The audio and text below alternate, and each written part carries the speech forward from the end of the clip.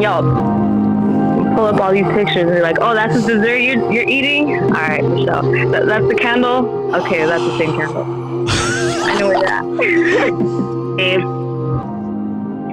45 minutes to an hour. 45 minutes to an hour. Wait, can you run that long? No offense. That's how I got married, dog. You know, my first date, bro. Was that what you did? Yeah, my first date with her. And look at I think a guy's more comfortable being alone than a girl, but I mean, that's a whole nother You think so? I think. Welcome to the Men Don't Know Podcast. I'm the man of many friends, your host and creator, Chris Boone. Here on the podcast, we talk with a bunch of guys. We ask a bunch of women questions over wine and cocktails. Whether you're listening to it on Google Play, iHeartRadio, Spotify, Apple Podcasts, SoundCloud, Pandora, YouTube, or you downloaded that Men Don't Know Podcast app, I cannot thank y'all enough. Merch store is open as always, but hit me up on Instagram at Men Don't Know, Twitter at Men Don't Know 1. Shoot me an email, Chris at mendontknow.com, or hop on the mendontknow.com website and shoot me a message. Coy, my guy, how are we living? That's good. Man, we are doing the 25 days till Christmas, and we are here with you guys 5 days a week. 5. Wow, that's kind of crazy. Question of the day. We're going to do one caller on these episodes, and those callers are going to genuinely know how to answer these questions correctly, and that's why we are going with them. Question is, what is the most important lesson about love that their partner has taught them? And I feel like when we're asking these questions, you got to ask people that have been with their partner for some time. So still with it doesn't count love, but an ex. Yeah, I mean, I like with situations like this, I want it to be still with them. Okay. Because of the fact that I think love is seasons, love changes, attraction changes, a lot of things changes with time. Mm-hmm. So you want someone to stand the test? Yeah, because of the things they've learned from their partner. Sounds reasonable. Yeah, so let's get to it. Let me call Jess, because that's who I want to call for this one.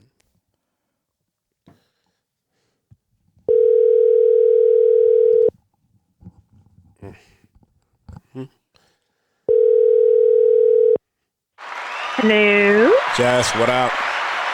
Hi. How we doing? Oh, we're good. All right. Okay. Okay. I'm here with Coy. Coy, say what's up, Jess. We're good. What's up, Jess? Hi. Okay. Question of the day. Yeah. I got to read this to you because I don't want to get tongue-tied. What is the most important lesson about love that your partner has taught you? Well, it's actually unconditional love, I think. Okay. You got to elaborate on that because let me explain something.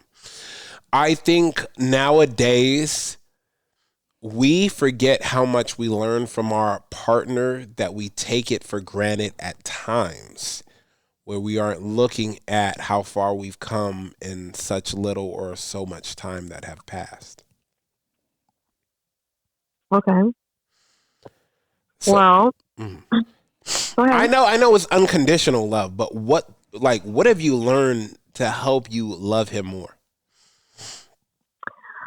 I think the fact that he's the first person who has literally loved me no matter what, even when...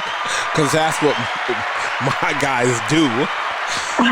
You know, I get the unconditional part. That's what we it's like, I think people really think like, oh, of course I love this person unconditionally. Like, no. Like, when I say unconditionally, like, I completely feel like there has been nothing that has happened or that could happen that he hasn't just loved me no matter what, mustered through it, even when I wasn't even on the same page.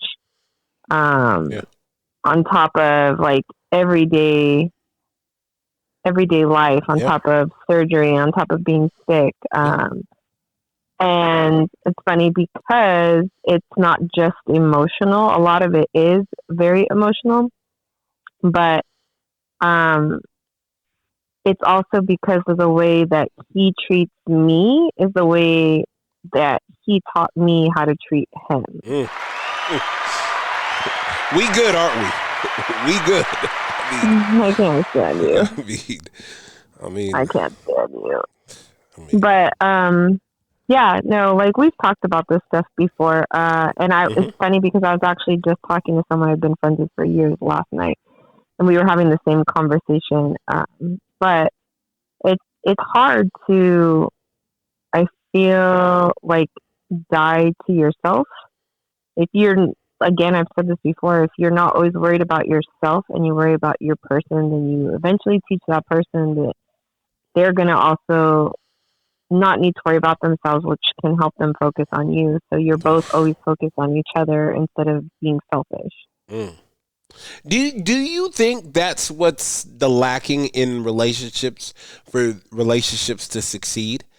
The other part knowing, like, I got you, I got us. Like, if you worry about me, I will worry about you. And do you think that's what's missing?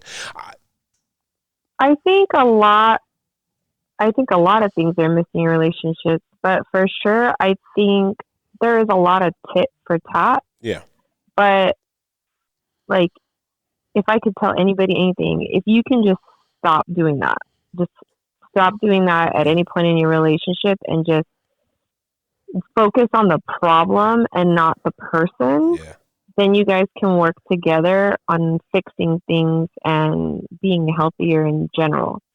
But again, it kind of depends on what your own issues are. But the tit for tat, I feel like, is a really big thing for a lot of people. Like, oh, well, he follows a bunch of random girls, so I'm gonna follow a bunch of random guys. Okay, so how's that solving your problem? Yeah, it's just making your problem worse. Like, oh, well, he doesn't take me into consideration when he gets home. He doesn't do this, so I'm not gonna cook for him when I get home because he's not doing that for me. Like, okay, again, you're digging your own graves.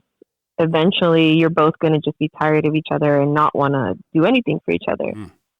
So, again, it's like you're not teaching that person. I definitely, since I've gotten older, I'm a firm believer in teach me how you want me to love you. So, that's a bar. That's a bar. Not everybody, like, everyone talks about love languages and stuff like that. Not everybody's love language is the same. It's just different. For me personally, strangely enough, I don't have to get gifts in order for me to feel love. Most guys think that that's what I gotta get her this, I gotta get her that. That's not my thing. My thing is usually time spent and like words of affirmation. So like, I really care more so about hanging out with you. There's times where we could not go out for a few weeks to do anything, but can you come home and just hang out with me? Even if you want to watch the Laker game, that's cool. I just want to be able to sit next to you and I'll be on my iPad. I could be watching something totally different, but I want to be with you. Things like that. And his is different. Like he knows that about me, but he likes to buy me gifts. Like he likes little surprises. It doesn't have to be anything great and huge, but like just simple little things. And I think it's hard to kind of like ask that person. Sometimes people, another thing with females, like I hate to say just girls, but society has had them thinking like, oh, this whole, like, I need to be in this type, like, mind frame of like, oh, I handle this, I don't need a man, blah blah blah blah blah. Okay, that's great and that's fine that that's how you feel, but in reality, women should be soft. Women should want a man. 100%. You know what I mean? Like 100%. You should want to do certain things for the person that you're with. Like, you don't ever really need anybody, but you should want that. Like, it's crazy to me to think that there's females out there that are really like, well, I don't want a man or I don't need a man. Like, I'll just do this. It's not like, that's great. But like, what female really wants to work 60 to like 80 hours in a week just to prove that they can hustle? Like, yeah, hustle, whatever. But everything also has their time frame. Like, there was a portion of our relationship where I worked a lot. Mm-hmm. Do I still do side hustles and work? Yes, but not like I used to. And I'm okay releasing those reins and trusting that he's going to be able to handle those things. Right. But it's also because he's shown me that over time. Yeah. So it's a lot of trust. It's a lot of not doing that tit for tat. I feel like a lot of our friends' conversations that you and I have had with other people that 100%. They do a lot of the tit for tat while they're still not doing this. Or, well, this person's doing this. And it's just like, okay. So what do you want the end result to be? Yeah, exactly. To one up you at the final score, you know?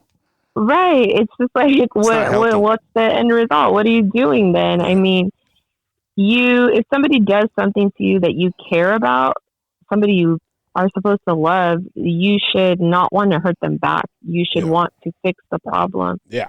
And that's funny too, because I heard Salma Hayek say that in one of her interviews, because they asked her how she's been married so long and if she's happy and blah, blah, blah. And she said something very similar, that her and her husband, when there's an issue, that she finds that it really helps that they don't attack each other. Well, that happened because you did this. Instead, they focus on the problem so that they can both learn.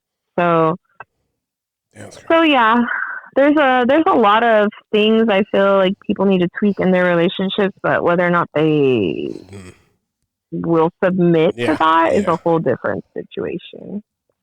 Yeah, I understand that. I mean, it's just, I feel like you guys have 20 in, and I only know a few couples that have made it to like 10 and 12, and it didn't work out after that. And it was crazy. It was crazy to me because I was like, damn, a decade in, like 15. We were talking about that too. Like people who get divorced at like 70, like, bro, what are we doing? Yeah, 67 years old. Like you've been together for like 30 plus years. Like, what's the point of that? Work it out. But figure that out. But, I mean, but do you think it's because they've never learned how to, like, they've never taken on the idea of what their partner taught them of how to love them, love them? I think it has a lot to do with learning your person. Mm-hmm. But again, it's not, I mean, it is women, but it's not just women, because yes, I feel like women should be a little more submissive. But before any women get upset about that, in order for a woman to be submissive, you have to have a man who can lead. Not a man child, not a boy. It's got to be somebody who's stepped up to be a man. Yeah, and I feel like once you're with somebody like that, it's very easy to say, I trust you. Like, how many people have you dated that you can say you really, really trust? Have you ever been with someone that you can wholeheartedly say, here's my phone, here's my passwords to everything, here's my bank account, you can talk to any of my friends, ask whatever you want, blah, blah, blah. No hesitation. Can you do that with the person that you're with and know that person would never hurt you or take advantage of your situation? Yeah, no, 100%. A lot of people can't. Yeah, no, I don't think people I don't think people that are married can even give up a passcode to their phone. And I'm like that. Like where are you going? That's wild. Where you going? I don't know. Where are you going, bro? Like, that's I don't know. That's weird. But that's also I don't agree or believe in the separation of the whole like privacy and or finances. No, yeah. People who are married and do that, like, oh well, I have my money, she has her money, and then we have our money. No. And it's just like, okay, but why? Like, I need to know what the reason is behind that, because no matter what money I've ever made, even if my husband doesn't ask like, oh, well, how much did you make on that? I've always been forthcoming when it comes to money. Yeah. I don't like that. I think that's freaking weird. Like, I'm not about, there's so many millions of things to fight about in the world. I'm not going to fight about money. Absolutely not. I'm not going to say that this is my money or your money or not. Like, if we're supposed to be a couple, we should be doing everything together. Yep. 100%. I'm with you. And that's just another thing, though, that I feel like causes problems. Because now you have somebody you have two people who have two separate accounts, and now who's holding that other person accountable for what they spend money on, where they're going, what they're doing? Yeah, no. Nobody. No, it's weird. All right, get back to it. When you gonna come get this sweater? I saw that. He showed me the text. Probably after this weekend, we're going to Big Bear. All right, sounds good. Nice. Hit me up. Okay. All right. Later. All right. Bye. Bye, Jess. Nah, I agree. I agree with that 100%. And I know it's one of those things, but. Like she said, like he showed me how to love him unconditionally. All right, I wanted to ask you about unconditional love. Like, does that come as soon as you guys are in love, or I think does it build up? That builds up and comes over time. Yeah, that comes over time. All right. Let's get about it here, guys. We're going to be here 5 days a week, Monday through Friday. We are here through the holidays to help get you through that Christmas rush. Coy, my guy, we are out. First and foremost, I want to thank everybody for listening, whether you listen to it on Google Play, iHeartRadio, Spotify, Apple Podcasts, SoundCloud, Pandora, YouTube, or you downloaded that Men Don't Know podcast app. I can't thank y'all enough. Merch store is open as always, but hit me up on Instagram at Men Don't Know, Twitter at Men Don't Know 1. Shoot me an email, Chris at mendontknow.com, or hop on the mendontknow.com website. Shoot me a message. Coy, my guy, we are out. Right. How many pictures are on Yelp? You pull up all these pictures and you're like, oh, that's the dessert you're eating? All right, Michelle. That's the candle? Okay, that's the same candle. I know where you're at. Dave. 45 minutes to an hour. 45 minutes to an hour. Wait, can you run that long? No offense. That's how I got married, dog. You know, my first date, bro. Was that what you did? Yeah, my first date with him. And look at I think a guy's more comfortable being alone than a girl, but I mean, that's a whole nother thing. So? I think